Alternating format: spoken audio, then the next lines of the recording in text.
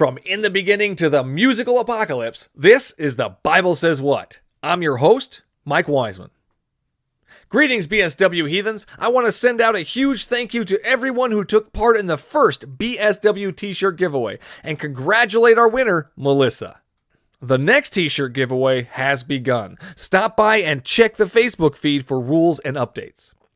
That being said, from the perspective of the believer, who voted this deity in? Can I vote to replace him with someone more competent and fair? If I can't vote him out and have no other options, then I'm not free to choose my supernatural ruler, making Yahweh an eternal dictator. Under this premise, the universe is stuck being under the rule of an egotistical child with superpowers. If he can be voted out, dethroned, or impeached, what would happen? According to most Christians, all other deities described in the Bible are not actual deities. Typically, they believe Satan is the one behind the mask, making no other eligible deities to fill the vacancy. Plus, the Christian deity doesn't really interact with the world as it is now, and if he does, he only seems to do it for a small number of zealots. Meaning his departure would not affect us. With his lack of showing up or helping out, we wouldn't even notice his absence. I say we build a ladder to heaven and overthrow this child-killing lunatic and free mankind from his violently desperate need to be loved and worshipped. Let's start the show. Is there anything in the Bible that you yourself have an issue with?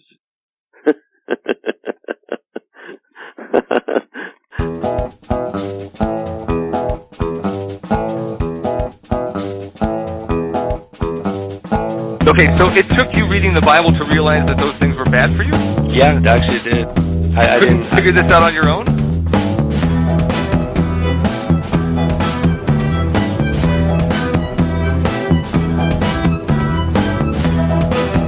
No, Ted Bundy could be redeemed.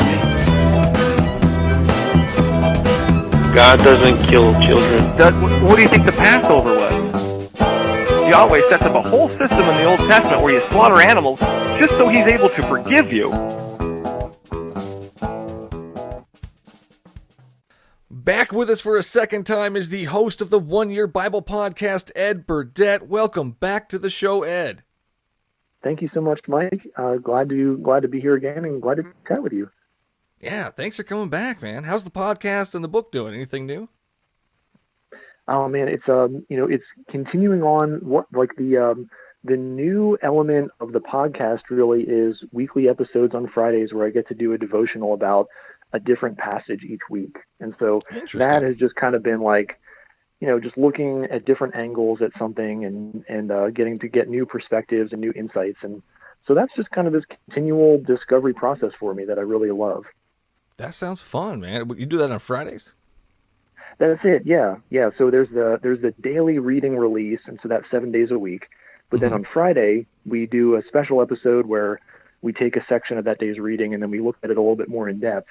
And rather than being a straight up just reading of the Bible, it's some looking into it and some analysis. Nice. That's always fun. I enjoy doing that. Yeah, that's cool. Yeah. Cool, fun. Well, we kind of left off last time. We were talking about all over the place. We're all over the place. Mainly a little bit of atheism and non-belief and whatnot. I think I kind of want to start off with, what are your thoughts on atheists? On those not, like me, non-believers. Thoughts? Well, I've definitely met folks before who share that belief, and I guess just kind of top of mind, I think globally, you all are in a very small minority. True. And yeah, so that's kind of my first thought, and then I don't really have kind of broad impressions other than that. Mostly just enjoy understanding, maybe what what a belief someone holds about. I kind of want to, like, a case by case, like person by person, just chatting with them and talking it over. Right. Yeah. So, kind of like we're doing now. Yeah. Yeah, exactly. Yeah, for sure. Exactly. So do you think that atheists deserve punishment for their non-belief? Oh, I mean, I think that when I just think of the first couple chapters of like the book of Romans, and where Paul is laying out this, hey, like the structure of the way that the world is made is such, he claims, that everyone kind of has enough to go off of to understand things about God, and so he's kind of saying like, the evidence is out there, and that we're all presented with it in enough of a way that there's something to that. Like we're answerable for that, what we've been given and what we've been shown. Interesting. I refer to Jeremiah 33:3, call to me, and I will answer you and tell you great and unsearchable things you do not know. So is that kind of, if I've called to Yahweh, he's already shown himself to me, so therefore I deserve to be condemned because I've seen and I should have believed at that point, but I chose not to? Oh, I mean, I understand the great and unsearchable things. Those would be, maybe related to some of the stuff that Paul writes about in that section of Romans, but I mean, I think the great and unsearchable things just might be not necessarily related to the line of argument of like, hey, why do I believe what I believe? Or what basic beliefs do I have about reality and the structure of the universe and the cosmos? I think that's more kind of like the arena in which Paul is making a case rather than like the Jeremiah passage. That's how I read them. Gotcha. So we've seen him as far as creation. Creation is enough for us to believe that Yahweh specifically is the one that did this. Oh, I think it's I'm trying to remember exactly what's written there in Romans, but it's something basically like God's divine nature and his power. So how specific we could get from creation itself, I'm not totally sure about that. So his divine nature and power, this is something you believe that atheists, me as a non-believer, that I've already witnessed? In some sense, yeah. I think we've all witnessed it. Interesting. Yeah. His divine nature and power. So how... Because I don't see anywhere that I've actually witnessed his divine nature or power. I mean, can you give me an example of something that you believe that most atheists or all atheists or at least some atheists have seen or witnessed? I mean, I think the things of the natural world, really. I'm guessing that maybe there's a lot of light pollution in Vegas itself, but as you go out into the desert, you just get an amazing view, amazing view of the sky. And I would argue that those are things, creation itself is a sign of God's power. It's like, wow, the light from these stars maybe took billions of years to get here. Like that star that I'm looking at right now, whose light I can see, that might have been extinguished like eons ago, but the light is still like making its way through the vast reaches of space. Like all these thoughts and these things, I think, this is my read on it. I think that is an indication and a sign of God's power. Which God, though? Yahweh didn't sign his name in the stars. He didn't say Yahweh was here. And how many creator deities are there out there? There are tons. Tons of them. So how do you know it's this one? Mm-hmm. So the claim would be that this God who made this, these stars, this world, this universe, that's all inclusive. So it's not like a question of, well, wait a second, which of this set of gods do I follow? It's like, no, the same God is the source of it all. So we don't really maybe need to be specific about the name when any any person looking up at the sky could just be like, wow, this is incredible. There is, and they might say a phrase like, there is a God. And when someone says that phrase, it's a pretty general phrase, but we sort of understand what they're getting at. Like, there's a creator. There is some deity. That's it. Yeah. So, right. But what I want to know is how you get from there's a creator to Yahweh. Because, again, there's a lot of different deities. Literally, it could be anything. We don't know. We don't have, the actual proof of the universe and how it was created. We still don't know how a lot of things work, but that's really to true. insert Yahweh is kind of strange to me. Yeah, there's a book that says he created the world, but there's lots of books that say all the other gods created worlds. So, I mean, again, how do you get to this specific guy besides the Bible? I mean, without the Bible, how would you even know? Yeah, no, I mean, I don't think I would. Like, I think that it was a very kind of thoughtful, careful, planned out thing for God, to say, hey, you're not going to get everything that I want you to know about me unless I give you a bunch of stuff, even beyond just, the world I've and the universe that I've made.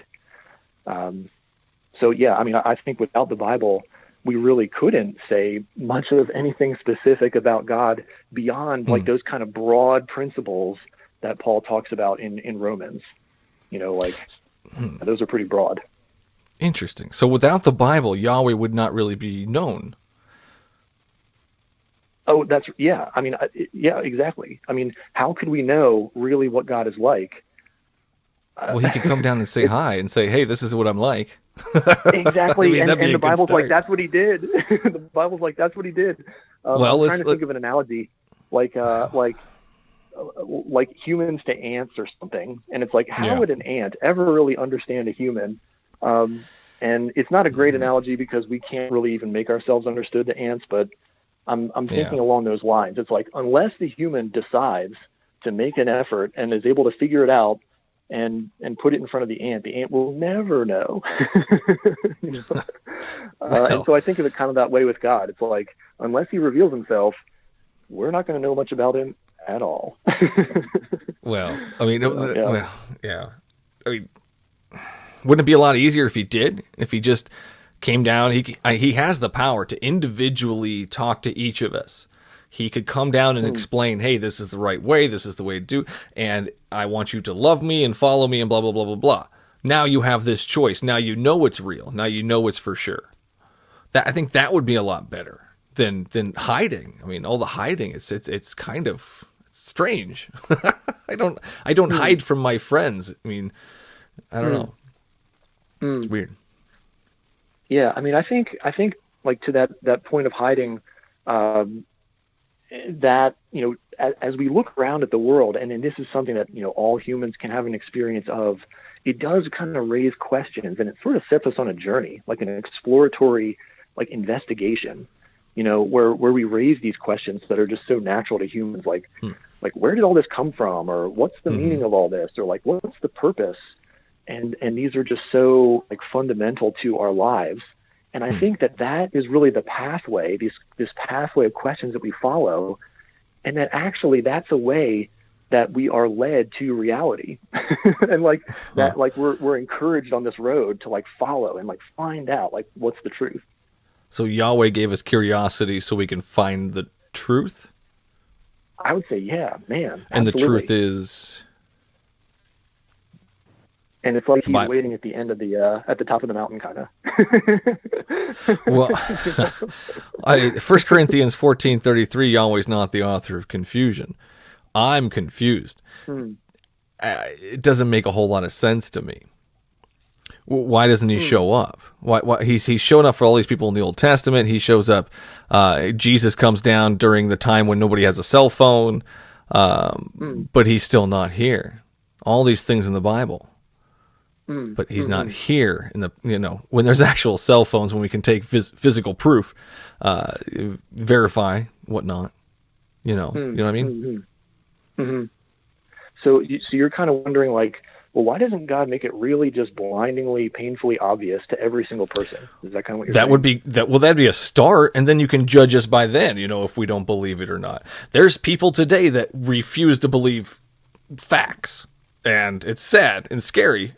But there are people that refuse to believe facts. So if Yahweh came down and still gave us that choice, then maybe I can understand some kind of punishment, eternal punishment. No, I'd never understand an eternal punishment. That doesn't make any sense at all, especially for the non-belief. I mean, John 3:18, whoever does not believe in Yahweh and his son stands condemned already. So I'm condemned to this eternal punishment because of that.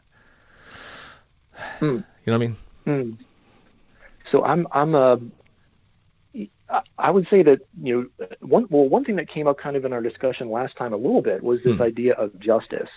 Mm-hmm. And so what I hear you saying is like, hey, it's basically an offense to my sense of justice, this idea of eternal punishment. Like that offends what I think is just and fair. And then other things about kind of like the obligation that you're hearing Scripture place on people, and kind of like, hey, is this a fair obligation? Like, do I really have what I need? Is it really just of God to render these judgments and these things based on what we've been given? And my understanding kind of that topic is God, the Lord is the standard of justice. So I don't, he's got a better sense of right and wrong and so forth than I do.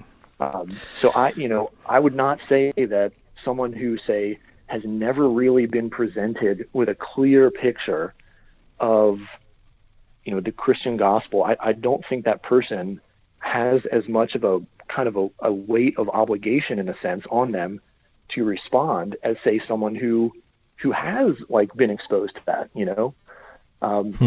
and that's a personal view. I don't see that in Scripture. Not to say it's not there, but I don't see it there. But just like the sense of,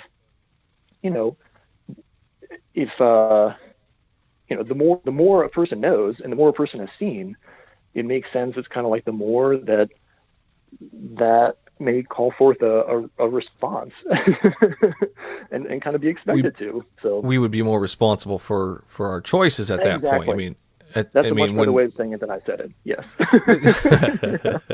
How can I be responsible? There's an invisible man. You just have to believe that he's there. How can I be responsible for not believing that? And that's kind of harsh. If I told my kids there's an invisible man in the kitchen who's going to eat all their food if they don't eat it, and they don't believe me, and then I punish them for that. That's kind of, I don't know, man. I don't know. But you had mentioned that he has a better sense of right and wrong. That Yahweh himself has a better sense of right and wrong. Yeah, correct. I would even say he's just the standard. The standard. Yeah. I've heard this many a times. The standard. So I'm going to go to the laws in the Old Testament. These are the standard ideas and requests that that Yahweh has put in place. The law is perfect. The law is righteous and good and holy. What is that? Romans 7:12. The law is righteous, holy, and good. What do you think of the laws? Man, well, the first thing I think of is there's a lot of them. Like there's a lot of law. Like you read through Leviticus and Deuteronomy and all this, and it's like, whoa. Right. I remember there's a law. Just off the top of my head, I remember a law about wearing garments that are not made of mixed types of thread. I think is the law. Yeah, no mixed fabrics. Yeah, and so it's it's really interesting, and it's kind of like an open area of learning for me, like as a Christian, because I think there are many laws in the Old Testament. People in the New Testament are often referring to the law, and it seems that there's an understanding of what that includes.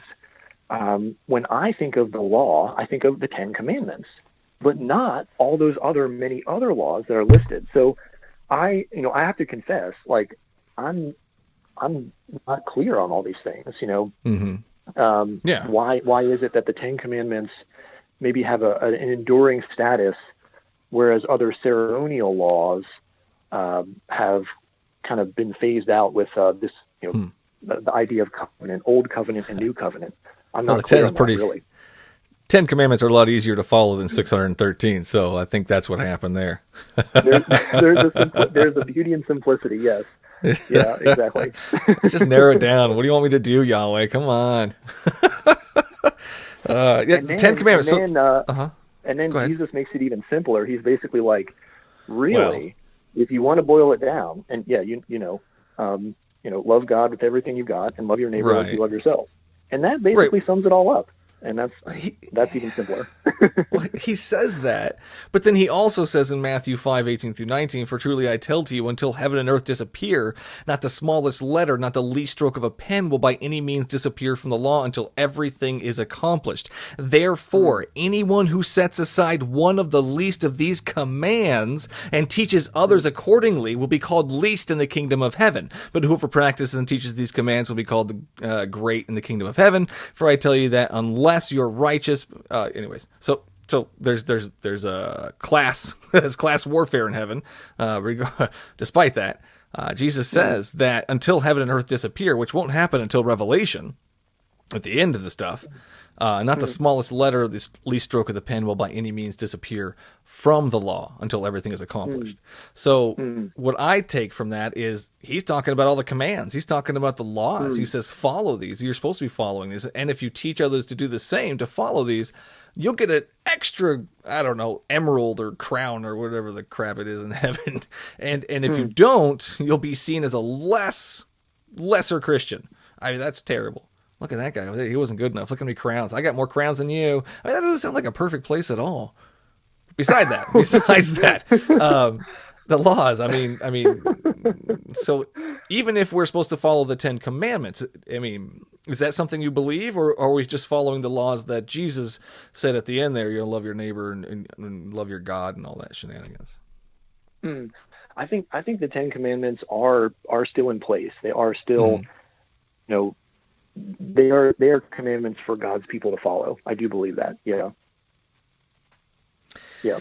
And kind of what you were saying about, it's really interesting, that whole, that monologue that you were reading, because I understand it's kind of like, okay, why is Jesus saying these things?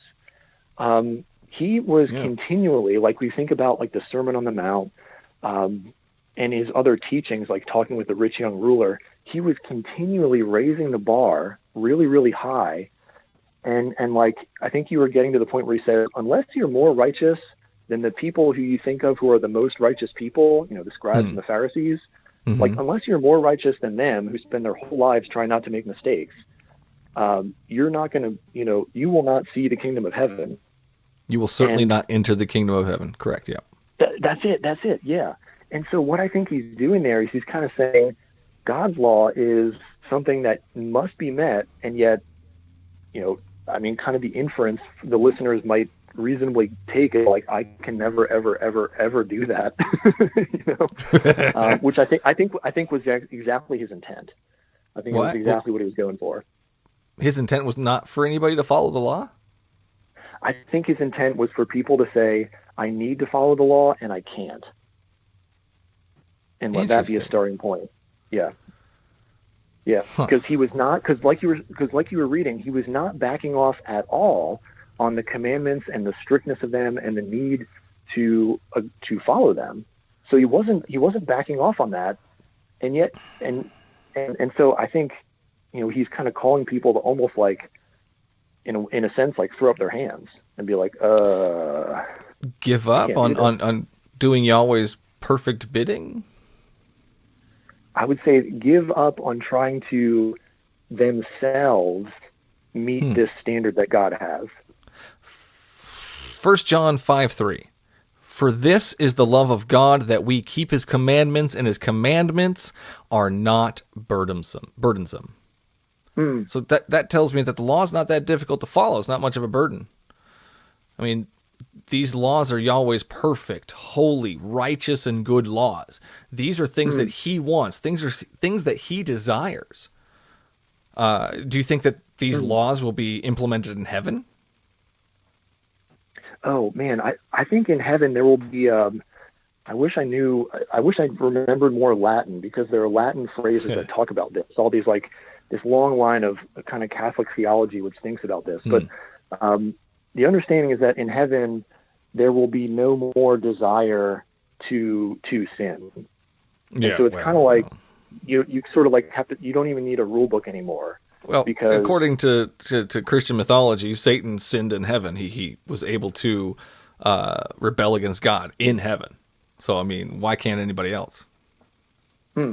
it's the understanding is like the picture in Revelation where it talks about like this new kingdom, this new city, that all of the things that caused sin will be rooted out, and so there just won't there won't be anything that could cause sin. Gotcha. And now, that's like interesting. when you pointed out, when you pointed out like the sin of Lucifer, I mean, my gosh, talk about like a mystery, you know.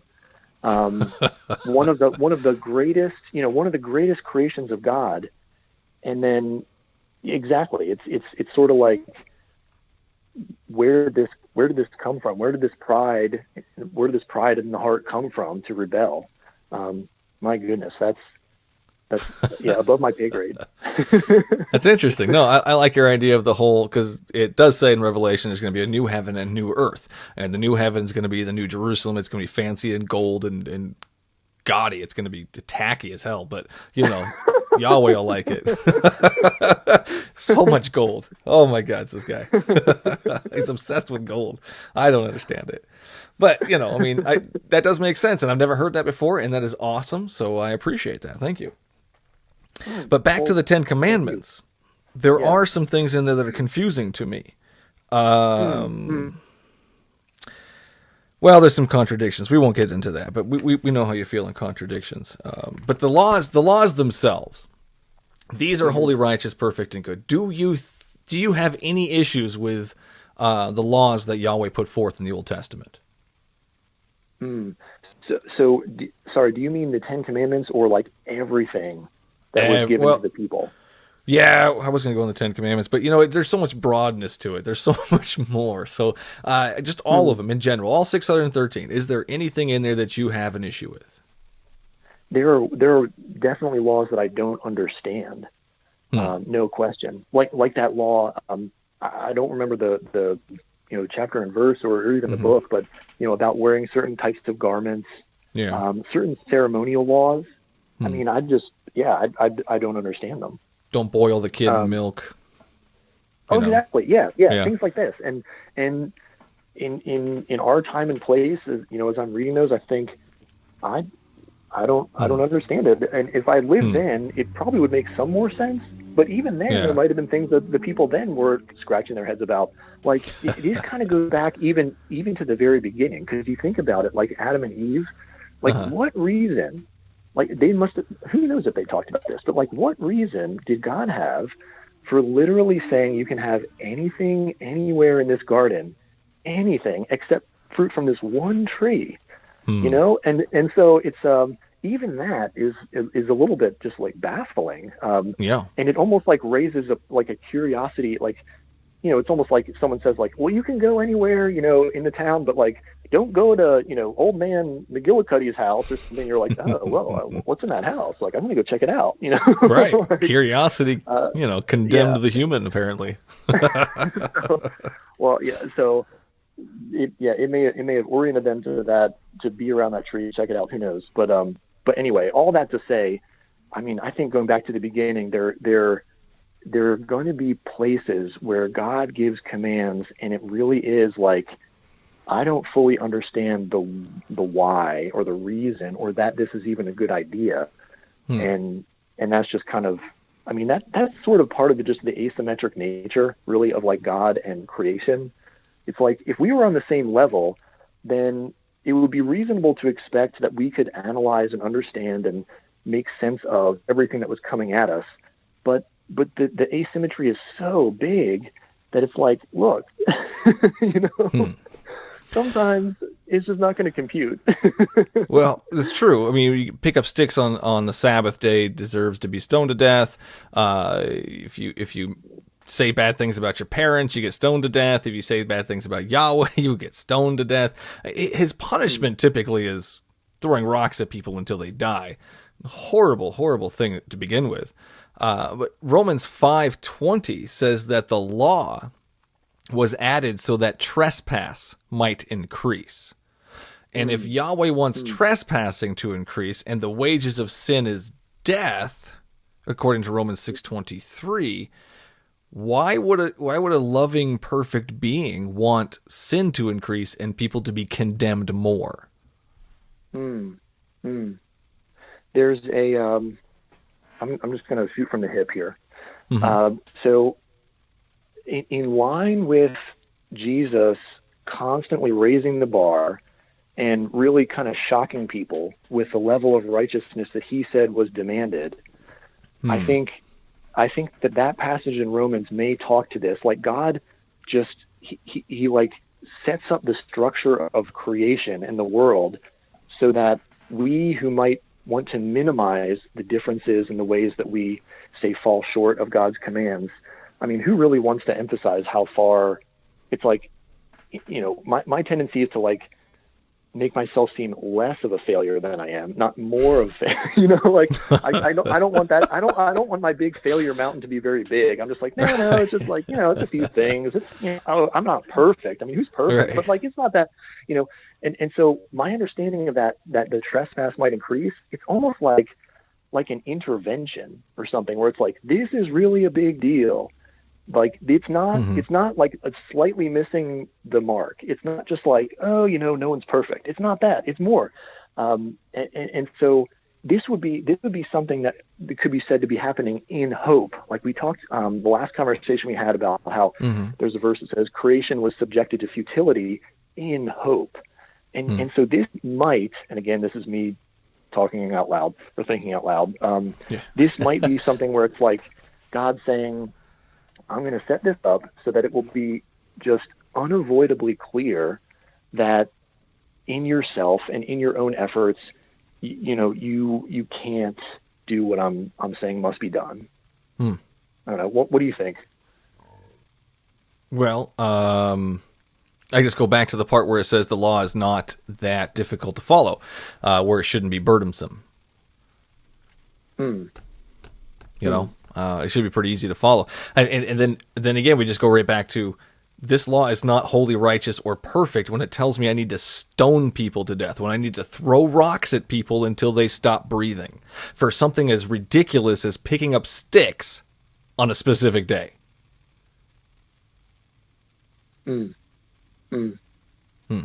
Yeah. I mean, I think there's an element of, so it's, you know, it was the Sabbath, and this was a day, like this whole idea, I guess, of holiness, is, at least for me, it's sort of, it can be hard to grasp, or it's hard for me to, like, you know, I live in a democratic society. It's very egalitarian. We're very individualistic. We don't really believe in kings anymore. We're like, kings, that's kind of old school. Like you know, we have better forms of government. And so this idea of like majesty, you know, these words that show up in the Bible, you know, majesty, holiness, it's like, well, what does that really mean? And so I think there's a level of just distance or kind of foreignness to like, hey man, you know, you have offended the majesty. Again, it's like, well, what does that mean? You've offended the majesty of this great king or this great ruler. You know, I heard like, so it was a sermon one time, this guy was saying, I haven't checked if this is the case, but you know, when rulers in ancient times would conquer a land, they would set up images of themselves, you know, so it's far away from their capital where their palaces and stuff, but they would set up images of themselves like statues or whatever. And it was meant to be a symbol that like, hey, I'm the king here. I rule here. And to deface or destroy or pull down or, you know, chop the head off or something of that statue was like a punishable by death, right? Because it was, you know, this image of the king, something like that. So yeah, that's ridiculous, right? I mean, it's ridiculous. It was kind of a way of the person saying like, you're not my king, you know, and I'm thumbing my nose at you. The punishment is ridiculous. That's what I'm saying here. Yeah, I mean, I got it. Who is this person to be so awesome that I can't even chop a statue of them down without being, you know, killed? That's ridiculous. What if this king made a thing where he said you can't do anything on Saturday because it's my day when I was elected king or whatever they call it. So you can't do anything. If you do, off with your head. That wouldn't make him a very awesome guy. That wouldn't make him a very good king. That would make him a tyrant. It was ridiculous. Why would anybody want to worship that guy? And that's how I see this holy Sabbath thing. It's like Exodus 20:11. For in 6 days Yahweh made the heavens and the earth, sea, and all that is in them, but he rested on the seventh day. Therefore, Yahweh blessed the Sabbath day and made it holy. So because this guy who can do anything he wants, this perfect, awesome being, rested, took a break. We all have to not do anything on that day. And if you do, he's going to have somebody throw rocks at you until you stop breathing. It's a tyrannical king. It's an overlord that needs to be overthrown. I mean, who elected this guy? Why is he even in office right now?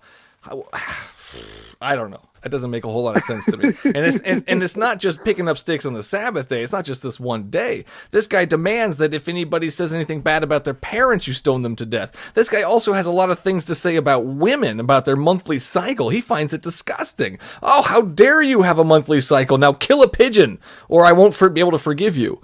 It's just, it doesn't make a whole lot of sense why anybody would want this guy to be king. Want him to be in office, you know? I don't know. Doesn't make much sense to me. Yeah. No, I mean, I like part of it, of course, is like, it's not really something we can vote on. Yeah, so no, sort of unfortunately. Like, well, if this is true, then it's just like, that's the way it is. We're stuck with him. But, but thankfully, like, of course, there's more to the story. Like, as we read, the kind of the whole picture of Scripture, like the end of the Bible isn't like, and everyone was destroyed and just obliterated. Yeah, actually, like, there's a much different picture. So well, no, Yahweh destroys everybody at the end. He sends down the stars to the earth to kill people. He puts blood and water to kill the fish. He makes everybody sing to him first, but then he kills everybody else who doesn't believe in him. There's a lot of death and destruction in the end of the world, in the end of Yahweh's pointless drama. This is what he wants to happen. This is Yahweh's setup. This is his whole. This is his whole charade, man. I mean, he started it off with a tree that didn't need to be put there. Then he cursed people, which wasn't really much of a curse. And then he tells everybody, you can't hang out with me unless you're covered in blood. And then now at the end of it, if you're not covered in blood and if you don't believe in him or love him, he's going to kill you in a grotesque, horrible way. He might even use the sun to burn you. Revelation is full of horrible, horrible suffering and terrible things. Crazy creatures with stingers that'll make you suffer for days, and dragons with multiple heads. It's just it's a lot. It's a lot to take in, that's for sure. But it's definitely not. It's violent. It's violent for sure. I mean, there's 100-pound hail, Revelation 16:21. People set on fire by the sun, Revelation 16:8-9. I mean, there's a lot. There's a lot. Then at the end, he's going to let Satan out. Satan's all locked up. He's like, all right, now I'm going to let you out for 1,000 years so you can deceive people. And then they can be condemned because they believed you after I let you out on purpose. And then at the end, before he like destroys the city, Satan and his army of Gog and Magog, those people that are joining him, are surrounding the city. And Yahweh says, wait, now I'm going to step in and stop everything. It's like, why did you even release him? Why all of this pointless drama just so you can show up at the end and be Joe Cool? That's not how that works, man. Well, I mean, it's sort of I don't know, glib or something, or flippant of me to say this, but like, you would look pretty cool doing that, right? like saving the day, right? But like that would. I mean, you started it though. Like the greatest. Well, that's the thing. You're right. It is all. I mean, in a sense, it is all a setup. I mean, that's literally part of Christian theology, like this idea of the sovereignty of God. That all of history is unfolding exactly as God plans and wills. So, in that sense, those poor children. It is like, His will unfolding moment by moment. One thing I was thinking of as you were, I think, just rightly describing, like in detail, the suffering, Yeah. and just the misery described in the book of Revelation. Mm-hmm. One of the things I think that helps me to understand, or helps me to think through this whole idea of human misery and suffering, is, according to the Bible, God Himself. The claim is that Jesus Himself is God come to earth. We talked about the Trinity. So He, He steps in and lives truly like a very difficult life, and then is killed.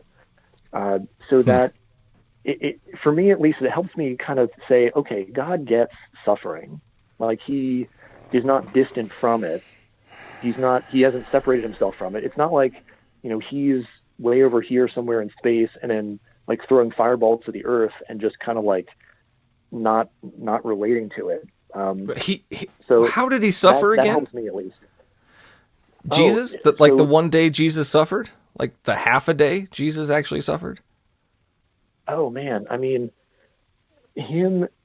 So the belief, doctrinally, the belief is like He literally took the sin of, it says the sin of the whole world on Himself and was sent to hell. That's part of this very old Christian creed called the Nicene Creed, where it says he descended into hell. And so, Him going, basically humiliating Himself just by even coming to earth in the first place. So He's humiliated. And time. Yeah. And just basically being rejected and not treated at all like it really He deserved to be. Man, that this so is poor the way guy. that we connect with Him. He had a bad weekend, is what you're telling me. Oh, much worse than that. Because his closest relationship was with, he just calls Him the Father, my Father. Super, super close. And yet, as a result of what He was doing, as a result of His fulfilling His mission, He, for the only time ever, was separated from His Father. So it's like losing, the greatest. It's like losing your greatest treasure, whatever is most valuable. And he borrowed. He let the people borrow it. He let the earth borrow His Son. He has Him back. He was only gone for 33 years. This is an eternal being. Eternal. Always will be, always has been. So to be gone for, let's just say, 33 years is a blink of an eye for this guy. It's not even that. Like, why is that even a big deal? Oh no, he didn't have his dad. I mean, come on. He has him. He talked to him in the garden, or himself, one or the other, but he had him there. He had a communication with him. There are children that suffer more than Jesus even remotely suffered every day. And then He's back, and then he came back from the dead. He suffered for a little bit, just very minimal, and now He's back living in heaven next to His God, next to His dad. These kids who suffer from brain cancer, from brain tumors, from whatever that they have to suffer through, the child molestation in churches, the man, I almost lost it there for a second. The shootings in these schools. There's things that these kids have to suffer through more than Jesus even remotely suffered through. And He's an eternal being. So to even compare that, really, it just disgusts me and kind of angers me. But beside the point, Jesus really didn't suffer a whole lot in comparison, is what I'm trying to get at without going overboard here. But he's back. He's back in heaven. He's back with His dad. He's back in paradise, supposedly. So one of the things He said before returning home was, He said, He's talking to His disciples, and He said, "I am with you even to the end of the age," or "I am with you always." And so, Christians will literally take this as, the things that I experience, Jesus experiences with me. That's what it means when He says, "I am with you always." That's just a hope or a belief. You don't. I mean, what First Thessalonians 5:18, give thanks in all circumstances, for this is Yahweh's will for you. Yeah. It's Yeah, disgusting. It's disgusting. To be thankful.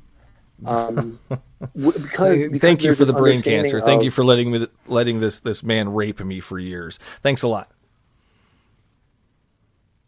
So if there are literally, I mean, a very extreme example, of course, but there are examples of folks who have gotten to the point of being thankful for those things and have published that experience.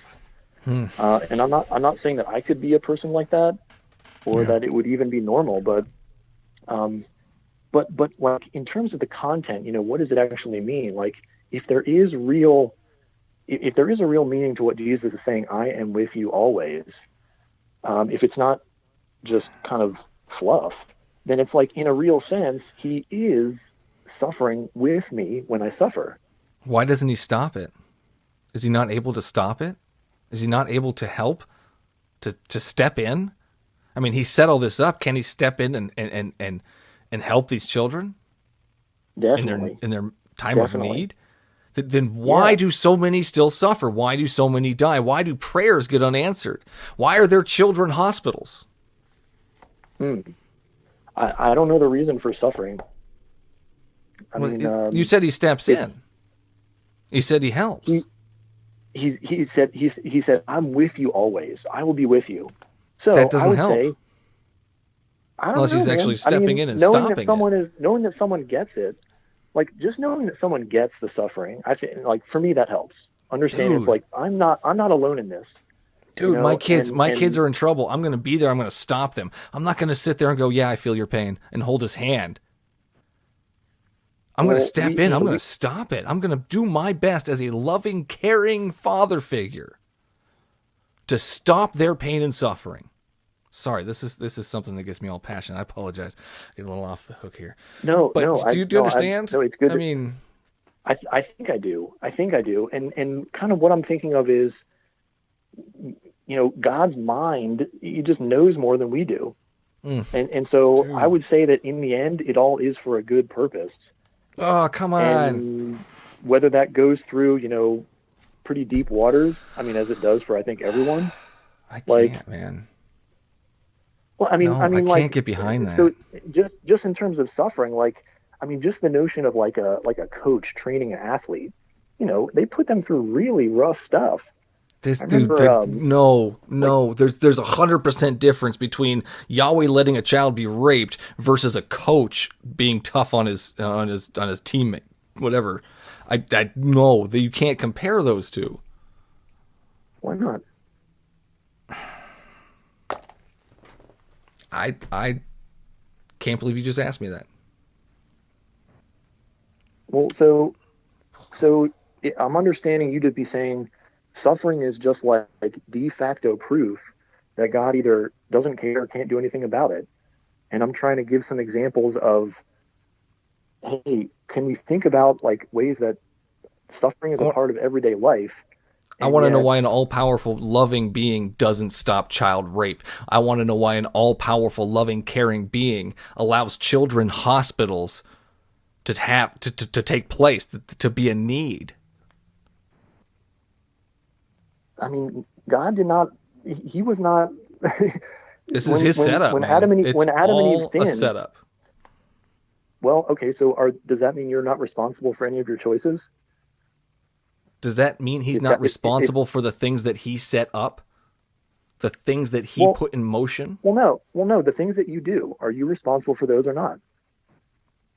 Or do you just put off the responsibility on some sovereign God? No, it's 100% my own fault, my own responsibility for my actions. Yes. Okay, so if of course you wouldn't do this, but if you go and like hurt someone, I mean, that's not like, God, what are you doing? It's like, well, you just did that. Yeah, again, I go back to my kids. Yahweh's supposed to be a loving father. He's supposed to be able to be here to protect us, to help us along the way, to be an example of a loving father. And an example of a loving father, to me, I mean, this could be way off for other people, would be to step in and stop the harm. That's exactly what was kind of going on when the dialogue of the people watching Jesus being crucified. And they're like, if this guy is really God, he would get down off that cross and he would save himself. He's supposed to be a savior. He says he saved other people. Can't even save himself. That's like that exact line of thinking. And so in seeing him follow through with this, going through the unnecessary, going through this suffering when he could have just like snapped his fingers and stopped it, it's kind of like, he didn't stop it for himself. And I don't know why. Yeah. Yeah. All right. Well, just about out of time here. Whoa. That went fast. Yeah. It does. It does. That's for sure.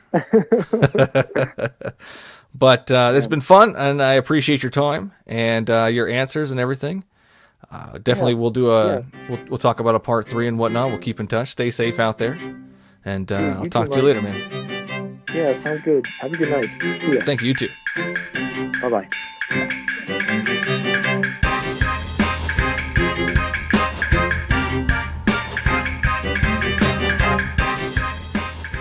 And that's all the podcast there is for you today. Thanks for listening. If you missed the announcement at the beginning of the show, the next BSW t-shirt giveaway is on Facebook. Check the Facebook feed for updates and rules.